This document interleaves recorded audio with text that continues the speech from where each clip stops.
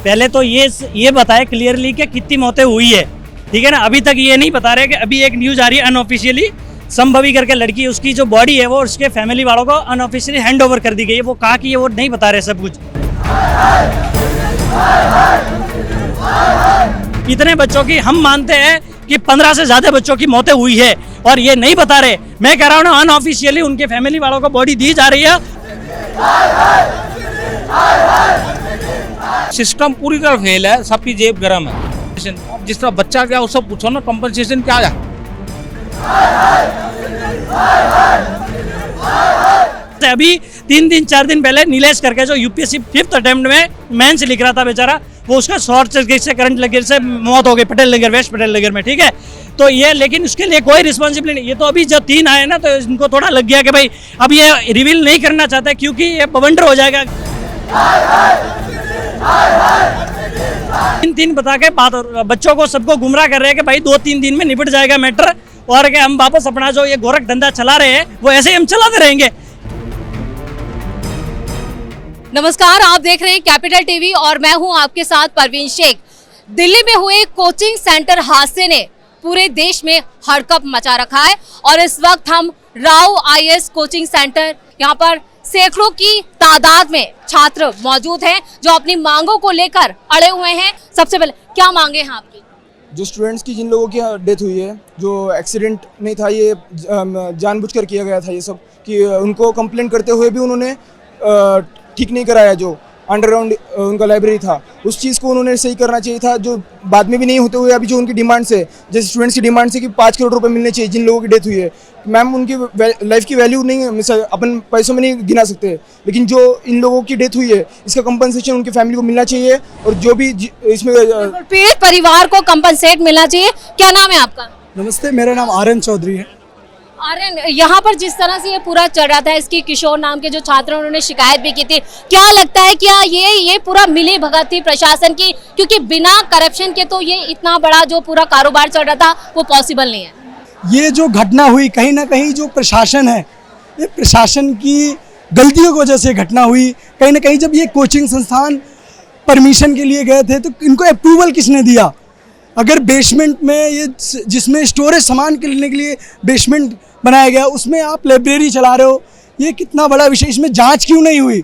इसमें एमसीडी के कहीं ना कहीं अधिकारी के मिली भगत है। जांच का आदेश दे दिया गया है, खुद एलजीबी के सक्सेना आए, उन्होंने कहा कि 2 दिन तो दीजिए, वक्त तो दीजिए हमें। जी, आप सही कह रहे हैं, जांच के आदेश दे दिए गए, लेकिन जो घटना हुई वो तो घटना हो गई ना, जिससे पूरे छात्र बहुत आक्रोशित थे इस घटना को लेकर। कहीं ना कहीं इसमें बहुत आक्रोश है छात्रों के बीच में, और ऐसा एक कोचिंग संस्थान में नहीं है, सारी कोचिंग संस्थानों में ऐसा है। सारे डबल बेसमेंट बनाए हैं जिससे और भी कुछ छात्र हैं। कब से चल रहा था ये बेसमेंट में, ये जो पूरा चल रहा था ये बिजनेस, जिसको लेकर अब यहाँ पर आवाजें उठ रही हैं, जब हादसा हो जाता है उसके बाद ही क्यों जागती है सरकार? मैम, यही तो दिक्कत है ना यहाँ की, हम पहले से वो नहीं करते, हमें खुद ही पता। पहले भी यहाँ पे कंप्लेन हुई थी, लास्ट वीक भी यहाँ पानी का इशू हुआ था, बच्चे कंप्लेन किए थे बाहर पुलिस को, बट इन लोगों ने कुछ वो नहीं किया। उसके लिए भी उन लोगों ने कुछ सर्कुलर वगैरह निकाला था शायद, और पुलिस उसके लिए कर रही थी। नो ऑब्जेक्शन सर्टिफिकेट बेसिकली इनको स्टोरेज के लिए मिला था, बच्चों को पढ़ाने, मतलब लाइब्रेरी के लिए वो स्पेस ही नहीं थी। बट सबका यही यहाँ पे है, उन्हीं का। आपका क्या नाम है? अर्चना। अर्चना, जो अभी तक एक्शन लिया गया है, चाहे वो एमसीडी की तरफ से लिया गया हो या प्रशासन की तरफ से लिया हो, क्या वाकई में लग रहा है कि कुछ होगा इसमें? अभी कुछ कह नहीं सकते, लेकिन हम होपफुल रहने के अलावा और कोई ऑप्शन है नहीं हमारे पास। हम ये प्रोटेस्ट कंटिन्यू रखेंगे जब तक कि हम सेटिस्फाइड नहीं हो जाते हैं अपने सारे डिमांड्स को लेकर, एंड डेफिनेटली जब तक ये सब चीज़ें हो नहीं जाती हैं तब तक हम रुकेंगे नहीं। ये जो चल रहा था, मतलब 20 मिनट में कोचिंग सेंटर चलना, और उसके बाद वहाँ पर जो छात्रों को लेकर जो सुरक्षित जो नॉर्म्स होते हैं उनकी धज्जियाँ उड़ाई गई, उन पर ध्यान नहीं दिया गया, तो कब से चल रहा था ये सब? ये हमेशा से चल रहा है, और जैसे ये बिल्डिंग तो अभी नई बनी है कुछ टाइम पहले, बट बेसमेंट में लाइब्रेरीज तो हमेशा से चल रही हैं, और विदाउट एनी सेफ्टी नॉर्म्स, कोई उनका रेगुलेशन नहीं है, कोई देखने नहीं आता है। आई थिंक ऑफिसर्स भी इतने करप्ट हैं कि मे भी पैसे वैसे लेके ये मैटर्स वो कर दिए जाते हैं। जब भी कोई ऐसा मुखर्जी नगर में भी फायर वाला इंसिडेंट हुआ था, जब बच्चे 2nd फ्लोर से कूद के अपनी जान बचा रहे थे, तो हम हमेशा ऐसा कुछ होने का वेट करते हैं, तभी कुछ ऐसा कुछ होने का वेट करते हैं, लोगों के सड़कों पे आने का वेट करते हैं, तभी हम कुछ एक्शन में आती हैं हमारी अथॉरिटीज़, और ये बहुत ही शर्मनाक बात है। तो आगे क्या है, क्या एक्शन होना चाहिए और आपकी तरफ से क्या रखा आगे होना चाहिए कि बेसमेंट की जितनी भी लाइब्रेरीज हैं या कुछ भी चल रहा है बेसमेंट में, उसका प्रॉपर रेगुलेशन होना चाहिए। प्लस बेसमेंट में अगर आप लाइब्रेरी चला रहे हो तो उसके भी नियम है कि एंट्री एग्जिट के डिफरेंट पॉइंट्स होने चाहिए और पर्टिकुलर जो एंट्री पॉइंट है उसकी भी एक विड्थ होनी चाहिए। तो आई थिंक उन सब चीज़ों पे प्रॉपर रेगुलेशन होना चाहिए और अथॉरिटीज़ की नज़र होनी चाहिए। टाइमली इंटरवल्स पे इंस्पेक्शन होना चाहिए कि रूल्स फॉलो किए जा रहे हैं या नहीं किए जा रहे हैं। प्लस जो यहाँ पे फ्लड का प्रॉब्लम है, एक लेवल पे फ्लड ही बोलेंगे उसको, यहाँ पे कभी भी सिर्फ आधे घंटे बारिश होती है 4-4 फुट 5-5 फुट पानी जमा हो जाता है।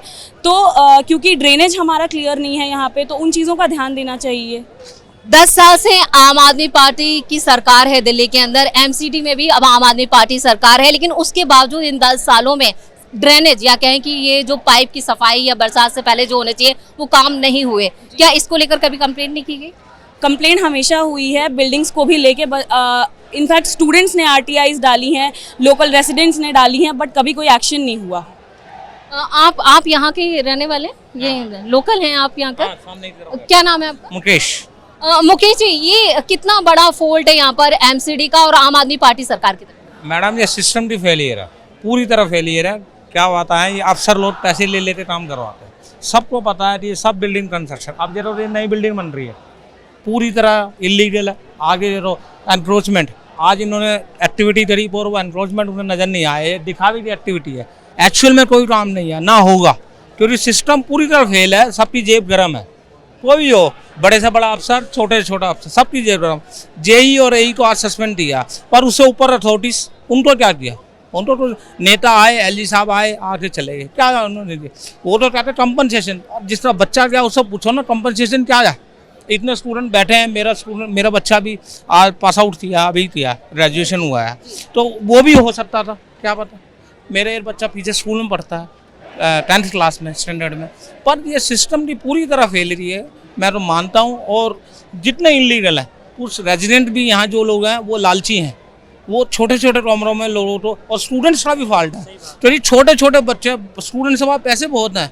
यहाँ आप आज दिन आप देखो, सुबह रात को 10 बजे के बाद स्टूडेंट्स फ्री होते, क्या नहीं करते हैं यहाँ पर, क्या नहीं होता यहाँ से वहाँ तक। आप देखिए किसी दिन ये तो इंसिडेंट, छात्रों पर सवाल उठा रहे हैं। मैं सब पे उठा रहा हूँ, छात्रों पे भी है ये, क्योंकि छोटे छोटे उन्होंने लोगों को कहा कि आप उन्होंने कहा कि आप छोटे छोटे कमरे बनाओ, में रहो, ये टेबल के, ये बेड के 20-20 हज़ार रुपये किराया, रेंट बढ़ाया। हाँ, वही सारी चीज़ है ना। हाँ, तो ये यहाँ के लोकल निवासी, उनका साफ तौर पर कहना है कि ये बिना मिली भगत के ये धंधा नहीं चल रहा है। एक तरह से यहाँ पर सबकी जेबें गर्म की जाती हैं और छोटे छोटे कमरे बनाए गए हैं और इसमें सफर करता है सिर्फ एक छात्र जो कई सारे सपने लेकर यहाँ पर पहुँचता है, एक अफसर बनने का सपना, और छोटी छोटी लाइब्रेरियों और बेसमेंट में वो किस तरह की जिंदगी बसर करते हैं। लेकिन लाखों की फीस ली जाती है उनसे, उनके माँ बाप को। यहाँ पर जो पीड़ित पक्ष है वो एक अभी फिलहाल एक छात्र नजर आ रहे हैं, हमारे साथ और भी कई छात्र हैं। क्या नाम है आपका? मेरा नाम युवराज सिंह है और मैं ये बताऊंगा, पहले तो ये बताए क्लियरली कि कितनी मौतें हुई है, ठीक है ना। अभी तक ये नहीं बता रहे कि अभी एक न्यूज़ आ रही है अनऑफिशियली, संभवी करके लड़की, उसकी जो बॉडी है वो उसके फैमिली वालों को अनऑफिशियली हैंड ओवर कर दी गई है। वो कहा कि ये वो नहीं बता रहे सब कुछ, ठीक है। 40 से ज़्यादा बच्चे यहाँ अंदर पढ़ रहे थे और रात को ये आए और वो सब NDRF वगैरह जितने भी कम से कम 2-2 घंटे सब लेट आए और पानी ऐसे चला गया। तो आप ही बताओ, लॉजिकल बात है कि जब फ्लो में पानी इतना स्पीड से आ रहा है, करंट की बात है, तो कोई कैसे बाहर आएगा? बाहर आना पॉसिबल ही नहीं है।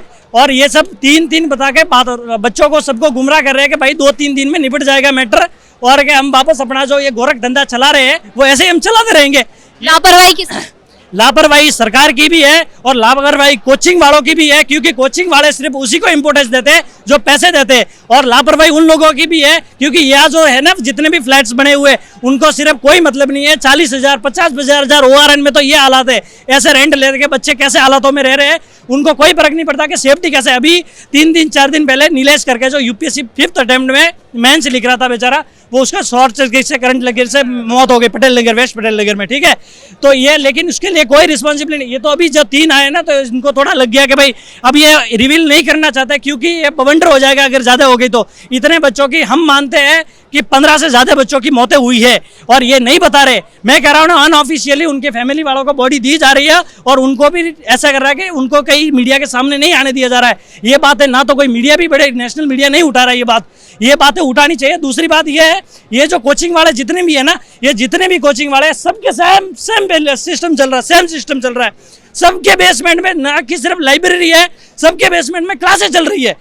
हमारे कोई दोस्त गए और काफी मित्र जो है वो मिसिंग है अभी तक। अगर वो जिंदा है, अगर वो है तो वो आते ना यहाँ पर, हमसे कांटेक्ट तो होता। युवराज ने यहाँ पर कई बड़े आरोप लगाए। उन्होंने कहा है कि जान सिर्फ 3 की नहीं गई है, यहाँ पर शक है, और ये जो शक है वो कई सवाल भी खड़े कर रहे हैं। लेकिन पूरा सिस्टम जो है वो पूरी तरह से फेलियर यहाँ नजर आ रहा है। और भी कई छात्र हैं, उनसे बात कर लेते हैं। क्या नाम है आपका? अखिलेश। अखिलेश, क्या सिस्टम का कितना बड़ा फेलियर? मैम सिस्टम का बहुत बड़ा फेलियर है। यहाँ कोई मतलब मैम यहाँ कोई सुविधा है ही नहीं स्टूडेंट के लिए। बाहर से अलग अलग स्टेट से स्टूडेंट आते हैं यहाँ पढ़ने के लिए, अपने सपने को पूरा करने के लिए, बट यहाँ पूरा सिस्टम ही खराब है।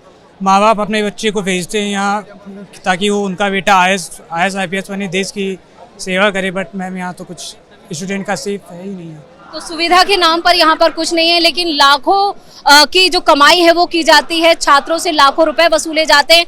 आप मेरे ये पीछे देख सकते हैं, ये आवाजें सुन सकते हैं, जो शोर हो रहा है, ये गूंज जो है वो पूरे देश में अब फिलहाल सुनाई दे रही है, क्योंकि 3 छात्रों की मौत ने कई सवाल खड़े कर दिए हैं। न सिर्फ इस वक्त आम आदमी पार्टी सवालों के घेरे में है, बल्कि MCD पे भी कई सवाल खड़े हो रहे हैं। साफ तौर पर यहाँ के लोगों का ये कहना है कि यहाँ पर जेबें गर्म की जाती थी, लोगों को तक पहुंचाया जा रहा था। खुद यहाँ के कई लोग जो है, जो लोकल बॉडी गवर्नर्स है, वो पूरा इस कांड में मिला हुआ है। लेकिन एक जो हादसा हुआ है, ये हादसे की जो गूंज है वो पूरे देश में सुनाई दे रही है, और इस हादसे ने कई सवाल खड़े कर दिए। लेकिन सवाल फिर वही उठता है कि जब हादसा हो जाता है तो उसके बाद सरकार क्यों जागती है।